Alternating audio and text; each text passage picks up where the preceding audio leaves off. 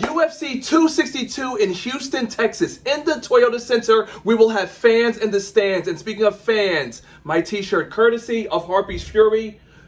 We've got the breakdown from the Boogie Down regarding this great fight card tonight. What do you have for us? So tonight is UFC 262, Iron Michael Chandler versus Charles Oliveira. A little bit of facts about Michael Chandler if you don't know. He's 22-5. He spent the past 10 years at Bellator MMA.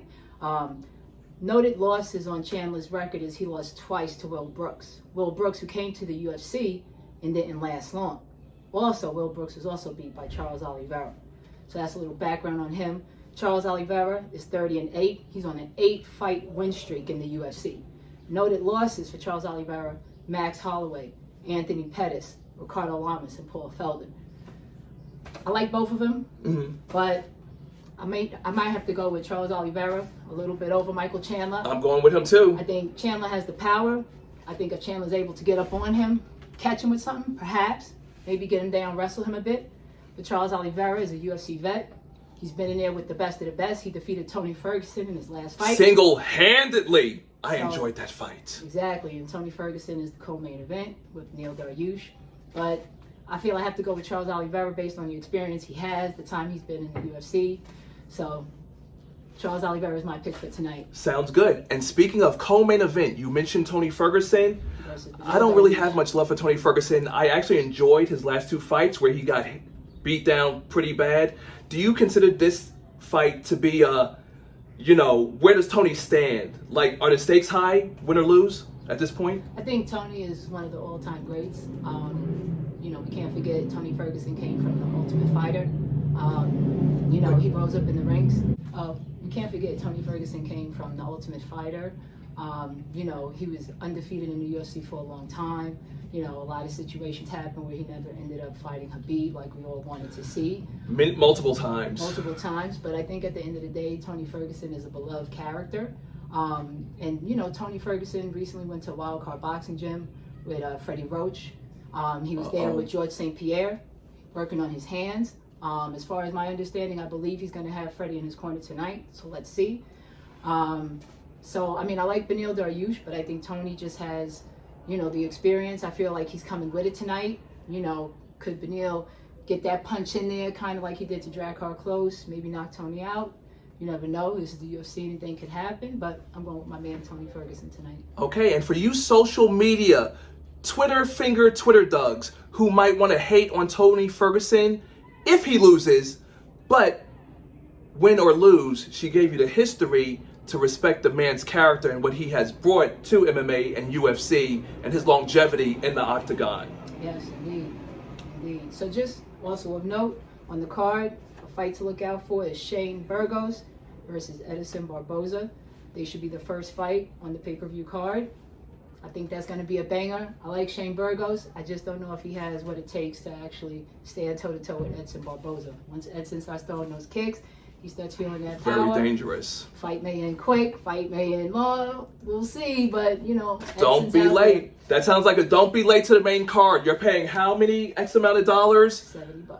Don't be late to your own made card, okay? You don't want to miss anything. Hell, you shouldn't even be missing the prelims. Harpies Fury put me on to the importance of the prelims, and nothing is honestly better than seeing someone making the main card, co-main eventing, but you were watching them during prelims when there were literally no one there. And I don't mean no one there in terms of pandemic.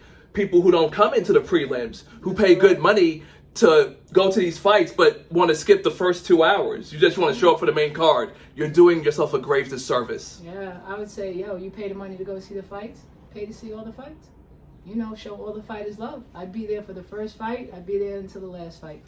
So always remember that. It's not just about the main card. Those kids on the undercard are coming up. Next thing you know, be main event, co-main event. So show the fighters some love, man. That's a hard job. None of us do it. And speaking of love, one last thing. Tony Ferguson, Dana White, upping the bounty on the bonuses, $75,000. You, again, are a long-term watcher of MMA and UFC. If you had to put a number on it, When do you feel it's long overdue? And if you were to put a number on bonuses, what would you like the amount to see? Because as UFC has expanded now, they're on ABC, clearly more money is coming in. I would like your take on that. So it's my understanding that Tony Ferguson called out Dana White at the press conference saying, Dana, you said before last time they went to Texas, everything is bigger in Texas, so how about upping the bonuses?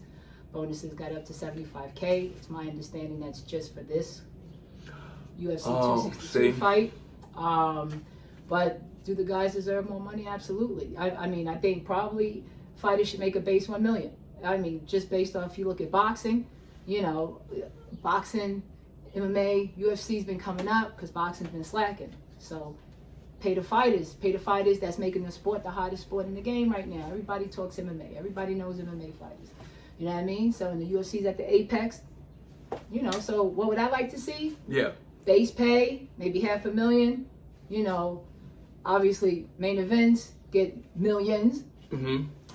As far as bonuses, man, $100K would be nice. $100K, because remember, Uncle Santa's taking half that. Look at that, taking half, and you've got trainers in your camp. How you eat, diets, training. Yeah. Very valid point. So Dana White, let's pony up $75,000 to $100,000 forever, because again, Disney brought in ABC, national coverage, and you know, these people work hard for what they do, and they hone their craft, and especially again during the pandemic, where we were seeing fighters like you put me on in Abu Dhabi who are fighting every 2 weeks, and the fighters they let it be known that they're looking for the bonuses of the knockout, the submission, the fight of the night. So when you have a frenzy of anticipation and people fighting, that being an extra incentive, why not double up at this point, honestly? Yeah, screw that. Double up from this point. Yeah, man. Show up for you guys. Dana, you rich. Everybody rich. Except the workers. UFC's on Wall Street. Everybody making the paper. You know, give the fighters something. Show them some love. There it is. And speaking of love, you know what to do. Show us that love. Drop the comment below. Subscribe to the channel. Harpies Fury, thank you very much for coming through. Sports Opinion Log. We're going to be here. Tune in later tonight. We will be here. Post UFC 262. Signing out. Deuces.